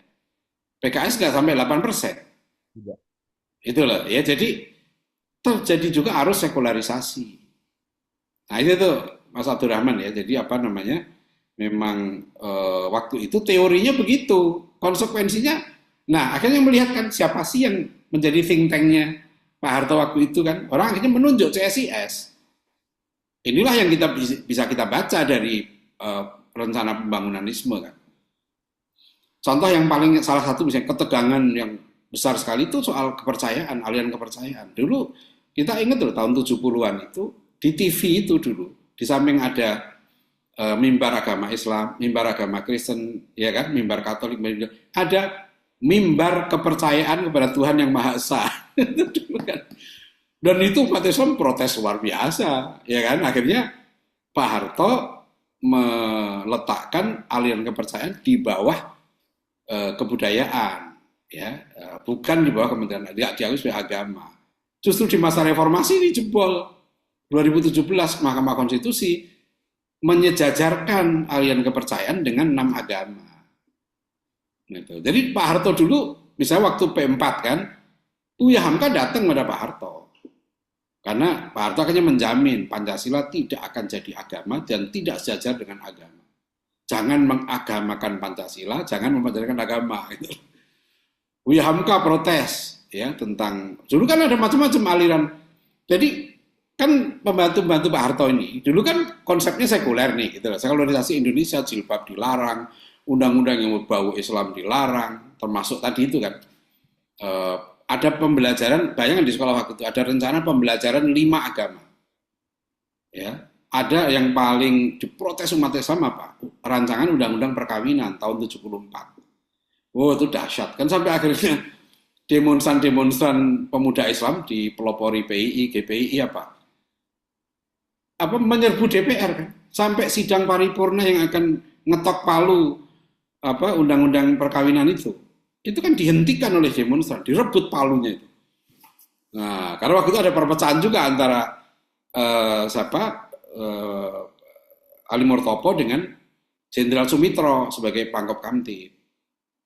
Nah, jadi artinya gini, umat Islam itu waktu itu melihat Soeharto sebetulnya tidak tunggal, gitu loh. Ada aktor-aktor penting ya yang menjadi think tank-nya, menjadi pembantu utamanya. Nah, ketika berbalik think tank itu kan gitu, dari Tanah Abang ke di mana Itsmi waktu itu ya kantornya. Nah, itu kan ramai. Itu maka sekali lagi baca buku saya ini karena saya itu merekam peristiwa itu di sini tuh kan saya sebagai wartawan. Tuh kalau Mas Ron tahu ya, lihat nih foto saya. Saya masih 28 tahun nih. Kan keren banget nih foto saya. Saya 28 tahun. Saya waktu itu lulusan S1 kedokteran hewan. Saya keliling nih buku saya ini di bedah ini ya. Saya diskusi buku ini di UI, Unhas, di Unsud, di UNER, di berbagai kampus. Ya, karena waktu itu seru banget. Saya nggak kenal Habibie. Sampai Habibie meninggal itu saya nggak pernah ngobrol dengan Pak Habibie. Tapi saya belain Pak Habibie bukan sebagai pribadi. Tapi saya belain Pak Habibie karena negara memberikan aspirasi, menerima aspirasi umat Islam. Kan itu. Ya, tokoh-tokoh kita mendukung itu kan. Selama ini nggak boleh bikin bank Islam, jilbab dilarang, dan lain-lain. Masuk. Tapi itu pun di kalangan internal Dewan Dakwah ada perbedaan juga. Waktu itu menyikapi, ada yang bilang, Soeharto ini karena sudah kepepet, akhirnya merangkul Islam gitu. Saya menjumpai itu. Saya wawancara juga yang nggak setuju ijma. Kan saya interview semua itu. Saya interview Gus Dur, saya interview siapa yang pro ijmi. Ya, saya sebagai wartawan ya melihat waktu itu di lapangan. Itu Mas Abdurrahman tuh. Jadi memang kenapa Pak Harto melakukan itu? Beliau bukan sendirian. Ya, Pak Harto itu memang dikelilingi orang-orang yang konsep pembangunannya adalah begini. Wah, baca lagi Daud Yusuf. Saya kan korban. Saya tahun 77 masuk SMP. SMP saya 4 tahun. Gara-gara Menteri Pendidikannya Daud Yusuf. Ya, itu seru banget tuh. Saya SMP di kampung, saya udah baca majalah Panji Masyarakat, saya udah baca perdebatan tentang P4, tentang macam-macam, ya. Jadi waktu itu tokoh-tokoh Islam itu berusaha juga melobi Soeharto. Beberapa berhasil, seperti pengajaran 5 agama itu, panca agama itu akhirnya tidak dilaksanakan, ya. Disahkannya aliran kepercayaan sebagai agama baru itu tidak diterima, dan banyak nanti yang lain-lain yang melihat. Jadi kalau tokoh Islam itu melihatnya begini, dia nggak lihat Soeharto sebagai pribadi, dia melihat Soeharto sebagai penguasa yang dia punya tim. Nah, umat Islam itu berjuang gitu loh, ya Soeharto harus dipengaruhi supaya jauh dari timnya ini. Kan timnya ini sekuler. Nah, itu tuh sebetulnya. Kan Soeharto berkuasa, kekuasaan dia besar, gitu loh. Jadi bukan hanya sekedar anti, enggak. Saya tuh ngalami gini, tahun 90-an ke sini, itu kan Pak Natsir mendukung petisi 50. Wah, petisi 50 itu dahsyat tuh. Mengkritik keras Soeharto sebagai penguasa yang otoriter. Ketuanya Ali Sadikin, ya.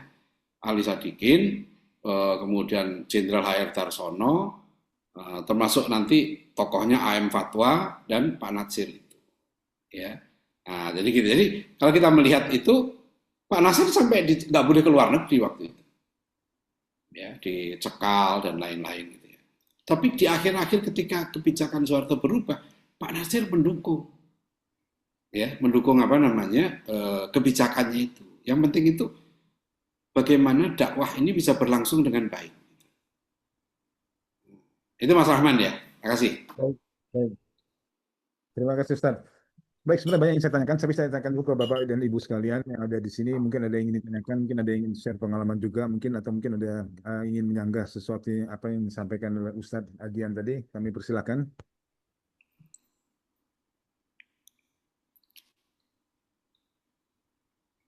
Mungkin yang lebih senior dari saya, kalau saya kan sudah kakek-kakek juga. Ya. Ustadz, jadi kalau boleh saya simpulkan tadi, dibandingkan jasa dan tanda kutip dosa, masih banyak jasanya dong ya Pak Harto untuk bangsa Indonesia yang sudah sejauh ini. Susah juga kita ngukurnya gimana. Lebih banyak itu ngukur dosa dan tidaknya itu dari mana. Gini ya, kalau Soeharto diangkat sebagai mujtahid, itu saya tolak. Oke. Gitu kan. Soeharto sebagai imam besar umat Islam ya saya tolak. Tapi kalau Soeharto sebagai pahlawan Indonesia, ya bukan hanya Soeharto yang menjadi pahlawan, Soekarno, Tan Malaka, iya kan? Gus Dur, kan ini macam-macam orang yang diangkat sebagai pahlawan. Jadi kita pakai ukuran apa menilai? Sebagai ukuran Indonesia yang berlaku undang-undang itu. Itu kan, Soeharto ada jasa. Kan seperti Mahfud MD lah, cara berpikirnya gampang aja. Ini ada undang-undang atau aturan yang ngangkat sebagai pahlawan kan gitu. Saya kan nggak ahli tata negara. Kata Mahfud MD kan, dia memenuhi syarat, ya sudah kan gitu. Dan dia sudah nggak ada, Pak. Sekarang kalau bagi kita umat Islam, apa yang harus kita lakukan? Kan kita juga bukan memuja Soeharto lah. Kan bukan begitu, iya kan? Apa kita memuja Soekarno? Enggak juga kan? Iya kan? Apa kita tuh umat Islam itu tetap fokus kepada masa depan kita, ya, masa depan perjuangan kita. Dan sekarang kita ada di pemerintahan Prabowo itu aja. Jadi kalau mengukur jasanya dengan ukurnya pakai apa? Bagi umat Islam ya, masalah yang paling penting itu kan akidah. Ya kan? Yang paling penting bagi umat Islam itu akidah, bukan soal ekonomi loh. Sekarang kita ngukur gimana? Apakah gitu ya? Secara umum kehidupan umat Islam dari zaman Soeharto naik sampai Soeharto turun itu kondisi umat Islam ada yang naik, ada yang turun, di mana ngukurnya? Kan kita ngukur dari segi apa? Jumlah pesantren, ya kan? Umat Islam kan mengalami proses sekularisasi dan kristenisasi. Berhasil nggak? Sekarang kalau kita lihat statistik nih, jumlah umat Islam Indonesia masih berapa sekarang? 87%. Dari zaman penjajahan Belanda sampai sekarang ratusan tahun, usaha untuk memurtadkan umat Islam itu all out. Kenapa umat Islam bisa bertahan 87%? Nah, itu menarik kan kalau kita kaji. Tahun 80-an, saya ngalami itu. Orang-orang tua Muslim waktu itu, ya, itu yang punya uang, nggak mau menyekolahkan anaknya ke sekolah Islam. Ya, tahun 80-an tuh. Saya ngalami bagaimana ulama-ulama waktu itu sampai sedih, akhirnya mengeluarkan fatwa haram hukumnya menyekolahkan anak-anak ke sekolah-sekolah bukan Islam. Sekarang coba lihat bagaimana pendidikan Islam, pesantren-pesantren. Ya, nah itu kita harus ukur kan dari sudut itu loh, Mas. Jangan lihat berapa masjid, berapa pesantren, kampus Islam berapa. Coba Muhammadiyah sekarang bagaimana? Kan itu tidak lepas juga. Kadang-kadang orang itu melihat ukuran, saya tanya teman-teman waktu itu ya, misalnya di Jawa Tengah, kan saya ngumpul sama pondok-pondok, pimpinan pondok di Jawa Tengah. Ngukur keberhasilan, waktu itu gubernurnya Ganjar Pranowo. Ganjar begini, saya tanya ke pimpinan pondok, selama Pak Ganjar mimpin Jawa Tengah, jumlah pesantren bertambah nggak? Saya bilang gitu kan. Jumlah santri bertambah nggak? Apakah pesantren-pesantren kita dihalangi? Apakah dakwah kita di Jawa Tengah dihambat? Nah, jadi kalau kita melihat sesuatu, Pak Harto harus ada penilaian yang komprehensif, menyeluruh. Dalam bidang politik ada kelemahan, dalam bidang ekonomi ada kemajuan. Tapi ingat ya, dampak dari konsep developmentalismenya Orde Baru itu juga berat, dan Pak Harto menurut saya ya itu agak terlambat ketika mau membagi kue yang sudah kadung dikuasai beberapa pengusaha. Kan di akhir-akhir masa jabatan itu Pak Harto ngumpulin pengusaha-pengusaha besar. Ya, termasuk dia mau menyiapkan anaknya dan lain-lain untuk memperbesar pembangunan kan gitu, supaya mengimbangi itu. Ya, tapi terlambat. Ya, saya lihat di lapangan kondisinya ternyata tidak mudah. Sama dengan Pak Prabowo sekarang. Kita membangun ekonomi begini-begini agak gampang tuh. Karena pelaku di lapangannya siapa? Kan Pak Prabowo punya ide, punya kebijakan, tapi pelakunya siapa? Sama waktu Pak Anies jadi gubernur Jakarta. Ya kan? Hebatnya Pak Anies kayak apa, tapi yang di lapangan siapa? Aparatnya siapa? Itu Mas Rahman ya. Jadi apa namanya, kalau kita perhatikan tadi memang menurut saya tidak berani menjawab. Apakah dosanya lebih banyak daripada jasanya? Nah, saya hanya berani mengatakan Pak Harto punya jasa, sudah gitu aja. Dan jasanya besar. Dan saya nggak berani nimbang dengan yang lain. Yang salahnya ini saya ngalami. Bukan hanya saya melihat, saya ngalami. Ya, apa namanya, peristiwa. Saya itu SMA saja. Saya sudah ikut kampanye P3 kok. Saya sudah tidur di lapangan. SMA itu saya sudah anti Golkar. Saya waktu itu. Jurkam P3 itu saya inget tuh ayatnya. Wala taqrabu hadhihi syajarata fatakuna minadh dhalimin. Jangan dekati pohon ini, kamu nanti zolim. Itu pohon beringin itu maksudnya. Itu P3 tahun 82 itu begitu. Saya ikut kampanye P3 itu kayak jihad aja perasaan saya. Puluhan kilo saya naik sepeda itu. Itu saya masih SMA. Gitu ya. Jadi dulu saya merasakan melawan pemerintah Orde Baru itu jihad. Itu kita ngalami yang seusia saya 60-an tahun ini. Waduh, kita.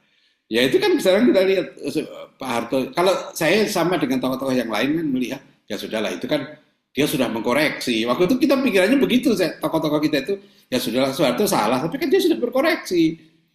Kan dia udah tua, dia haji. Makanya kan foto yang saya ambil itu Soeharto ini kan. Kenapa? Nah, ini ada ceritanya nanti. Ya, bagaimana kisah Soeharto kecil, ada bekas air wudhu. Saya tanya anaknya, cerita ke Pak Harto gimana sih ngajari Al-Fatihah, anaknya nyuruh sholat. Ini satu cerita lagi ya, bagaimana proses Islamisasi. Ini cerita langsung, tapi ini belum saya tulis. Karena ceritanya setelah Soeharto meninggal nih. Waktu itu kepala rumah tangga kepresidenan tahun 90-an itu adalah Bapak Mahfud Basyuni. Ya, ingat ya, Pak Mahfud Basyuni kan Menteri Agama terakhir, terus waktu itu beliau meninggal, sekarang udah meninggal beliau. Nah, saya berani buka ini karena Pak Mahfud Basyuni cerita ke saya bagaimana hubungan dia dengan Pak Harto di istana. Sampai dia mengusulkan, contoh gini, saya usulkan ke Pak Harto mengganti wine. Dulu setiap diplomatik tes, Pak Mahfud kan diplomat. Itu sebetulnya yang diminum sebelumnya, tos itu antar pejabat diplomat itu adalah wine, memang betul. Pak Mahfud ini ya, kan dia alumni Madinah. Dia usul ke Pak Harto, kata Pak Mahfud, saya usulkan ke Pak Harto dengan bahasa. Jadi Pak Harto tuh senangnya pakai kromo inggil. Kalau Pak Mahfud, panjenengan, Bapak, kromo inggil, Pak Harto senang kata Pak Mahfud. Dia usul supaya wine itu diganti dengan apple juice. Warnanya kan sama, kelihatan itu apple juice. Nah itu kata Pak Mahfud, Pak Harto setuju. Terus dia berhasil lagi apa? Mengubah tradisi menyembelih 4 kambing putih. Dulu setiap Agustusan menjelang kemerdekaan, kata Ciliwung itu nyembelih 4 kambing putih, nanti kepalanya dipotong, disembelih ya, kepalanya dipotong, dikasih kembang-kembang, diikat kain putih, ditanam di 4 pojok istana. Nah, kata Pak Mahfud, saya tungguin tuh waktu itu, begitu dipotong, dek, udah enggak, akhirnya kambingnya kita masak, kita sate. Itu, dia ubah lagi budaya itu. Satu lagi kita mau tuh, dia merupakan Islamisasi di istana apa? Menyingkirkan patung-patung. Ya. Jadi sebetulnya ada perubahan yang dahsyat di istana itu yang asalnya kata Pak Mahfud itu, waduh ini kayak banyak jinnya, angker. Patung-patung itu sama Pak Mahfud Basuni dikarungin, dikirim ke Bali, ke istana Cipanas.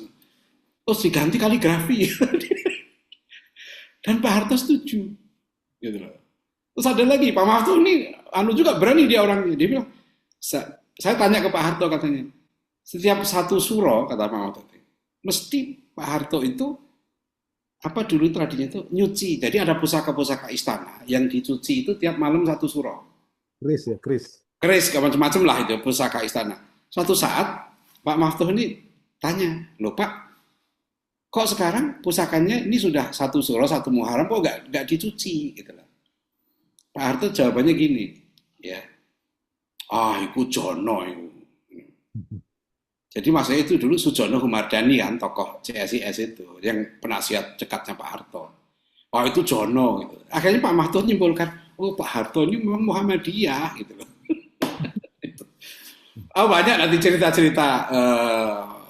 Pak Harto tuh gini, kalau misalnya dia kan golf olahraganya, kata Pak Mahfud itu dia nggak peduli. Pokoknya begitu azan asar dia sholat, terus dia pergi golf.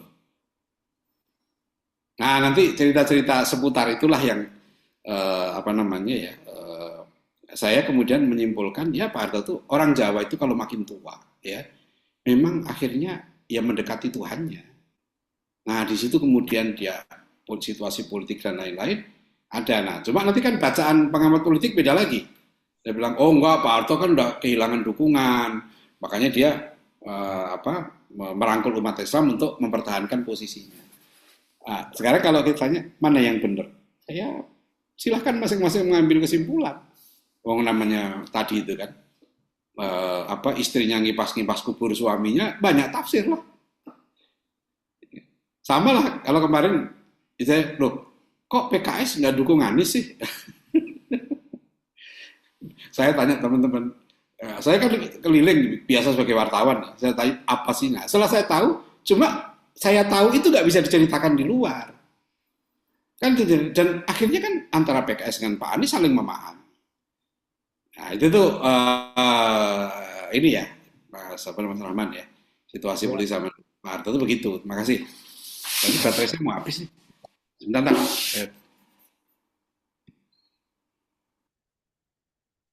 Baik, Bapak dan Ibu yang kami hormati, mungkin ada yang ingin ditanyakan, mungkin ada yang ingin disampaikan, ada yang ingin disanggah, atau mungkin ingin berbagi pengalaman juga, kami persilakan. Mumpung masih ada waktu sedikit kita.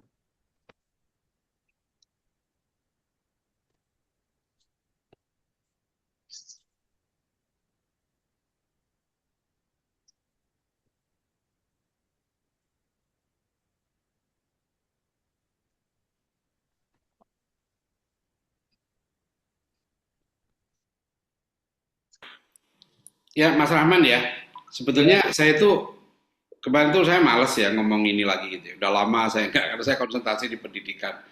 Tapi saya itu kemudian mau ngomong lagi ini gitu. Kenapa? Karena saya baca anak saya kan lahir banyak yang setelah saya nikah tahun 94 ya. Anak pertama saya lahir 95 kan. Anak saya 7 gitu. Jadi anak saya sendiri rupanya kan karena dia banyak yang lahir setelah 98 itu jadi nggak dapat pemaparan dan saya tunggu-tunggu siapa ya yang menjelaskannya situasi politik di zaman itu. Terus saya baca lagi buku saya 2 ini. Oh ini saya kira insya Allah bermanfaat memahami situasi zaman itu. Ya jadi ini bukan untuk kita kan belajar sejarah itu di situ ya untuk mengambil hikmah pelajaran di zaman itu seperti ini ya. Begitu aja Mas Ahmad, makasih. Nah, lalu yang bisa kita pelajari umat Islam sekarang ini, kalau menurut Ustadz tuh apakah sudah masih sewajarnya, masih dalam pilar-pilar yang seharusnya, atau mungkin udah lebih jauh lebih dominan secularism di Indonesia ini? Yang jelas ya, ini kan bukan soal pemerintah. Pemerintah itu kan faktor lain. Tapi pengalaman saya sekarang ini justru umat Islam ini harus menyiapkan dirinya sendiri. Siapapun presidennya, ya, siapapun menterinya, umat Islam harus punya roadmap sendiri. Ya, karena kita ini punya misi. Ya, umat Islam ini misinya rahmatan lil alamin, jelas. Ya, mewujudkan. Jadi ingat pada tujuan Masyumi. Ya, anggaran dasar Masyumi itu tujuannya apa sih? Masyumi didirikan itu. Masyumi itu kan semua partai, semua ormas Islam bergabung loh di Masyumi dulu. Bahkan sebelumnya MIAI tahun 39. Ya.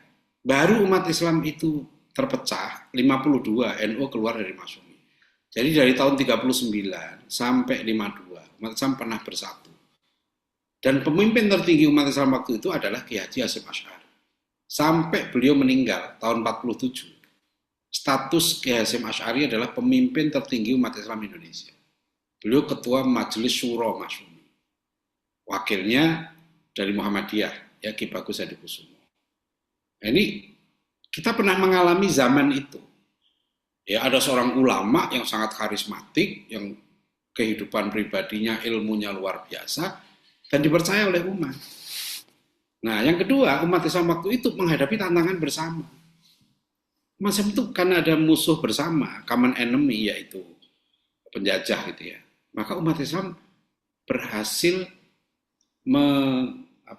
menepikan khilafiyah-khilafiyah di antara mereka. Zaman 30-an itu udah muncul masalah kunut lah, perdebatan lafadz niat, penetapan awal Ramadan, itu udah muncul perdebatan itu. Tapi waktu tokoh-tokoh kita hebat. Berkumpul di MIAI, Majelis Samala Indonesia, kemudian di Masyumi, menepis itu. Jangan sampai khilafiyah ini memecah kita, melemahkan kita. Nah, itu sebetulnya satu fase yang menurut saya perlu kita teladani. Ya, zaman itu. Ya, makanya sebetulnya saya sedih nih, ya, terus terang aja gitu, waduh, ini ada masalah habaib lah, sekarang masalah PBNU terbuka luas gitu ya. Kita harus mendoakan nih masalah-masalah begini. Ini masalah PBNU ini bukan hanya untuk NU loh masalahnya ini. Masyarakat kita ini, anak-anak muda nanti khawatir ya, akhirnya nggak percaya sama ulama, nggak percaya sama kiai, ya. Ini bagian dari tubuh kita kan. Ya, jadi NU, Muhammadiyah, semua organisasi Islam ini bagian dari kita. Jadi kita harus mendoakan supaya pemimpin kita yaitu diberikan bimbingan oleh Allah ya untuk menyelesaikan ini. Sebab dulu kita punya tokoh-tokoh yang bisa dulu kita punya Ki Hasyim Asy'ari ya kan, kita punya Ki Bagus Hadikusumo, kita punya Kasman Sikodimedjo, kita punya Muhammad Natsir. Sekarang kalau kita tanya siapa nih? Ya kan, tokoh kita yang ini. Kadang-kadang muncul ustadz ini yang followernya luar biasa, tapi nanti ganti di nggak diterima oleh kelompok lain, nggak terima ini. Ya ini pelajaran bagi kami lah di Dewan Dakwah, insya Allah. Makanya Dewan Amanah Pak Natsir pada kami itu kan salah satunya ya adalah merekat ukhuwah. Kita harus belajar itu dari sejarah untuk kita ke depan ya menyusun langkah-langkah dakwah yang bisa membawa insya Allah umat dan bangsa kita ini. Jadi umat dan bangsa, ya, umat Islam karena sebagai mayoritas harus mampu ya untuk mewarnai bangsa kita ini. Dan di sini saya bersyukur nih karena Pak Prabowo punya visi seperti itu. Waktu kami 16 ormas Islam ketemu di Hambalang itu pada tanggal berapa itu? 30 Agustus ya. Kita ikut ya? Saya ikut itu. Jadi saya nggak ketemu Pak Prabowo itu dari tahun 97. 97, saya waktu itu masih wartawan, Pak Prabowo saya Pangkostrat, itu saya ketemu terakhir. Waktu saya ketemu, saya tanya, masih ingat saya Pak? Kan udah berapa tahun tuh ya nggak ketemu itu. Nah, terus setelah itu hari Sabtu, hari Seninnya ketemu lagi di Istana. Nah itu sudah sampai sekarang nggak ketemu lagi. Tapi Pak Prabowo waktu itu ya yang membuat kami di Ormas Islam ini itu merasa tenang adalah dia menegaskan komitmennya. Karena dulu Pak Prabowo itu kan ceramah di Keramat juga kan. Ya, 2 kali pemilu tokoh-tokoh itu dukung Pak Prabowo semua kan. Begitu nggak didukung malah menang. Kita kan kalau saya bercanda kan, saya 2 kali dukung Pak Prabowo. 2019 saya umroh. 2019 itu saya umroh. Undangan kerajaan Saudi. Di depan Ka'bah saya doain Pak Prabowo. 2019 ikhlas saya. Saya nggak ketemu Pak Prabowo, saya nggak ikut kampanye, tapi saya doakan serius menang. 2024 saya umroh lagi. Di depan Ka'bah saya doain Anies. Setelah itu saya WA Anies. Ya, jaga keikhlasan. Ada WA saya ke Anies. Saya cerita ke teman-teman apa? Saya pulang umroh tuh 2024. Saya nggak langsung pulang ke rumah. Saya langsung ke JIS. Saya udah sewa hotel dengan keluarga di sebelah Jakarta International Studio itu kan. Kami sekeluarga itu dukung Anies sampai nyewa hotel di situ. Coba saya akhirnya gini, ya Allah setelah ternyata apa?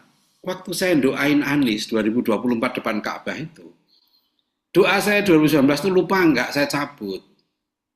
Oh, Kan kalau doanya kan gini misalnya, ya Allah mohon batalkan doa saya yang 2019. Kan saya doa di depan Ka'bah juga.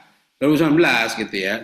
Saya tanya beberapa teman, antum waktu doain Anies dicabut nggak doa 2019 gitu ya? Enggak, itu Pak Prabowo lah. Doa kita udah naik ke Lauhil Mahfudz 2019. Nggak tahu nanti itu akan jadinya doa itu akan dikabulkan atau enggak, kita nggak tahu. Kita lihat aja. berarti Anies berikutnya ya. Doanya Kan berlanjut. kita nggak tahu ini, iya kan? Kita tahunya kalau kejadian kan, gitu loh. Ya kan? Kalau Pak Prabowo nggak jadi presiden, kita juga nggak tahu. Oh, tahu. Insya Allah doa kita makbul waktu itu kan, karena kita ikhlas. Gitu loh, ya kan? Kan doa yang diterima itu doa yang kita doakan aja nggak tahu kalau kita doakan, kan gitu. Saya doain Pak Prabowo nggak tahu kalau saya doakan. Saya juga nggak ikut kampanye, ya. Nah itu tuh Mas Abdurrahman ya, jadi Ya, menariklah dalam politik ini ya teman. Jadi kita fokus saja menurut saya ya. Udah ini kita diskusi ya sebagai bagian dari pemahaman kita ya, kita doakanlah selama dia muslim. Nah, gitu aja kan. ya. Apakah Pak Karno, apakah Sultan Syahrir, ya kan? Apakah saya nggak tahu kalau Tan Malaka ya. Dan lain-lain kan banyak ya tokoh-tokoh kita yang sudah wafat ya, kita doakan mudah-mudahan amalnya diterima oleh Allah ya, dosa-dosanya diampuni. Kan yang penting bukan gelar pahlawannya itu kan. Bagi yang sudah meninggal apa sih artinya gelar pahlawan bagi Pak Harto? Dan juga bagi kita umat Islam gitu ya. Kita kan dari Pak Harto kita mengambil bahwa Pak Harto pernah membuat kebijakan yang keliru. Dan kemudian Pak Harto membuat kebijakan yang benar. Nah itulah yang kita perjuangkan, yang benar itu. Masih manusiawi ya, begitu ya. Kenapa? Masih manusiawi. Ada kebijakan yang keliru, tapi kan juga ada kebijakan yang benar. Itu masih humanis lah, masih manusiawi. Iya, ya namanya manusia ya manusiawi lah. Baik, Gimana, Mas Rahman? Ya, kita masih menunggu lagi ya. nih. Sambil menunggu atau mungkin kita langsung closing statement mungkin, Ustadz. Jadi kira-kira kita sebagai umat Islam umum, kira-kira apa yang bisa kita lakukan tentunya. Apalagi kalau kita melihat sekarang, kalau saya boleh ambil contoh medsos, tadi udah Ustadz singgung itu.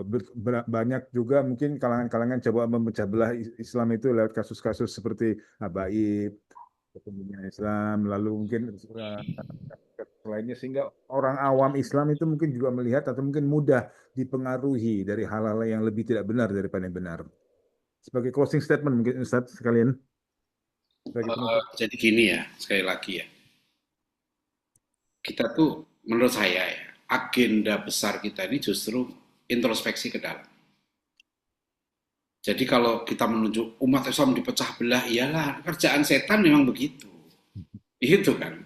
Kalau kita betul yang namanya musuh-musuh Islam, setan, baik jenis manusia maupun jin, kan setan itu ada 2 jenis, syayatinal insi wal jinni. Ya, nah itu lebih penting ya. Itu kita introspeksi ke dalam. Karena kita memang yang harus memperbaiki diri kita. Ya. Jangan mudah menuduh kayak tadi, waduh ini pasti dipecah belah. Ya, ya jangan mau dipecah belah kan, misalnya begitu dong. Iya kan? Memang kerjaan setan pecah belah. Sekarang kitanya mau nggak dipecah belah? Itu kan? Mau nggak tabayun? Nah ini yang berat nih sekarang. Saya merasakan sebagai wartawan ya, ujian iman sekarang ini berat banget. Zaman saya jadi wartawan, masyarakat itu baru baca berita yang saya buat itu setelah disaring melalui 4 tingkatan kan. Saya sebagai reporter nulis berita, sudah saya saring tuh, ya kan. Saya misalnya meliput acara 3 jam, paling yang bisa diberitakan tuh 5 menit. Artinya saya sudah memilih berita mana yang saya sajikan kepada masyarakat. Kemudian berita saya disaring oleh redaktur.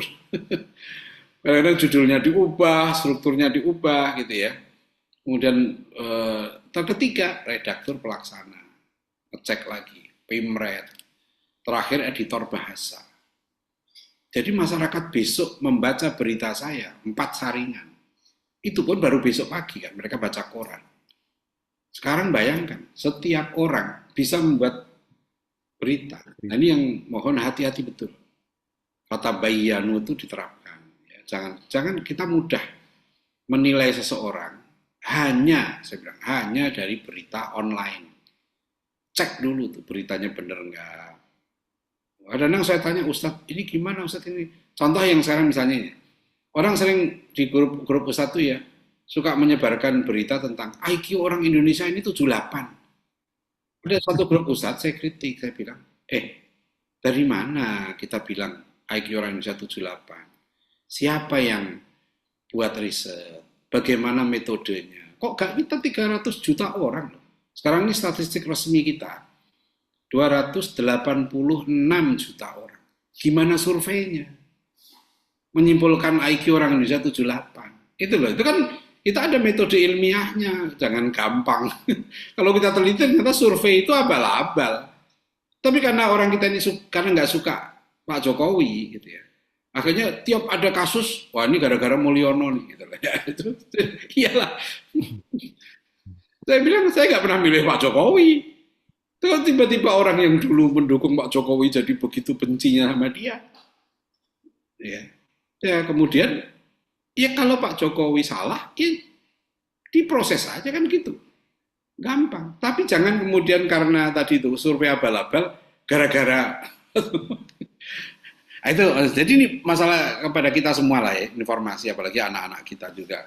Hati-hati ya membaca berita, nge-share, ya jangan mudah tabayun ya, tabayun dulu, cek dulu beritanya.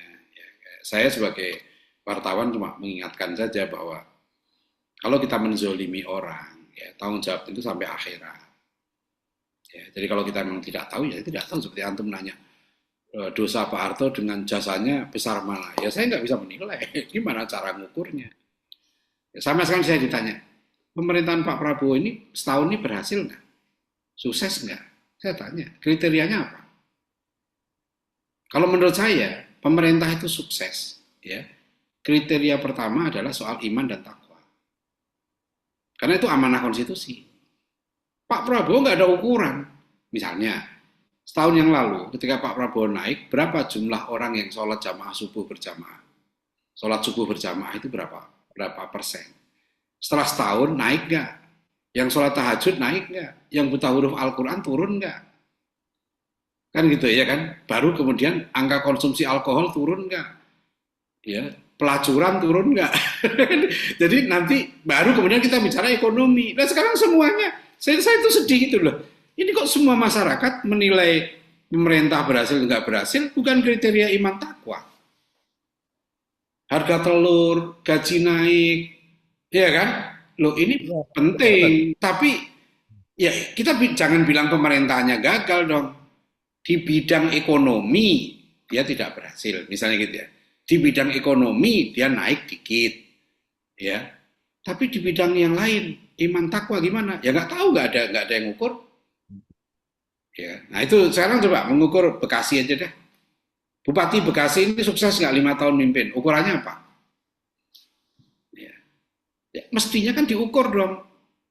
Di Kabupaten Bekasi, yang sholat subuh berjamaah dalam 5 tahun ini naik nggak? Ya gitu loh, ya kan? Yang sholat tahajud naik nggak? Yang sholat duha naik nggak? Yang korupsi turun nggak? Kan gitu. Situs porno, yang nonton situs porno di Kabupaten Bekasi berapa persen turunnya? Nah, itu di apa namanya diukur. Nah, itu Mas Rahman ya. Jadi ini saya pikir sih cara kita berpikir itu penting untuk kita internal koreksi, ya memperbaiki supaya kita bisa memperbaiki diri. Sebab kalau kita menuding keluar terus, kita nggak pernah bisa memperbaiki diri kita. Keluar penting, tapi introspeksi ke dalam itu lebih penting. Baik, terima kasih. Baik, terima kasih Dr. Haji Adnan Husaini MSI, Ketua Umum dari DDI Pusat. Terima Jadi kasih. silakan nih ada beberapa buku ya, nggak banyak bukunya ini. Tadi saya cek-cek di Buku, internet. kita tunggu buku berikutnya loh Ustaz. Tadi buku itu bagus banget kayaknya 98. Iya, ini harus dibaca. Iya. Cuma ini bukunya udah buku antik. Nanti ini dah apa namanya? Penerbitnya udah lama banget tahun 9. Berarti udah berapa ya? 30 tahun, 95. Sampai saya punya apa namanya? Kenang-kenangan. Ini pertama kali Pak Harto sholat Jumat. Sholat Jumat di muka umum. Itu baru ini. Ah, ini fotonya. Oh, foto bersejarah. Tahun 95. 95. Antum bayangkan loh, Pak Harto itu haji aja baru tahun 91 loh. Iya ya. Ya, itu nanti ceritanya seru. Makanya kenapa waktu itu umat Islam kok, waduh antusias nih. Penguasa, pemimpin negara berubah. Kenapa berubah? Nah, banyak analisisnya. Baik. Begitu ya Mas Rahman ya. Terima kasih. Nanti yang mau bukunya silahkan hubungi saya nanti. Insya Allah. Baik. Jazakallah khairan. Sekali lagi terima kasih. Dan Bapak Ibu, mungkin waktu juga yang harus memisahkan kita kali ini. Terima kasih atas perhatian. Mohon maaf jika ada kekurangan. Wabillahi taufiq wal hidayah. Wassalamualaikum warahmatullahi wabarakatuh. Waalaikumsalam. Ke Rosita sekarang. Silakan Rosita. Ya, baik Bapak, terima kasih.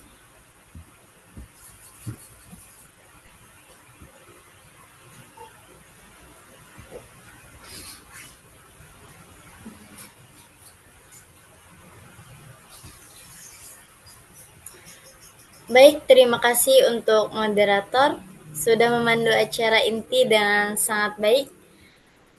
Masya Allah ya, pembahasan yang daging banget malam ini tentang jejak kepahlawanan Bapak Soeharto mengenai hubungan Orba dan umat Islam. Semoga menjadi berkah untuk kita semua. Terima kasih Bapak Dr. Ardian Husaini, MSI.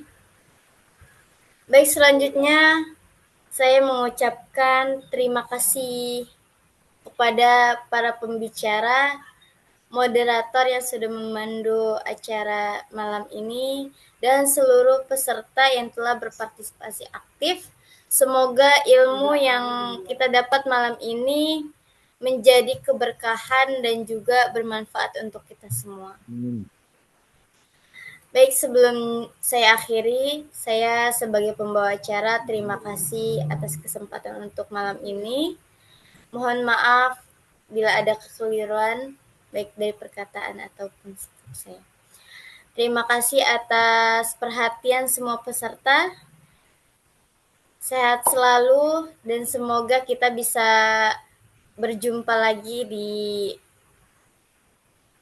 Madrasah Ilmu edisi berikutnya. Terima kasih. Wassalamualaikum warahmatullahi wabarakatuh. Waalaikumsalam warahmatullahi wabarakatuh. Terima kasih. Mas Hadian. Terima kasih. Ustaz Kim, terima kasih Ustaz.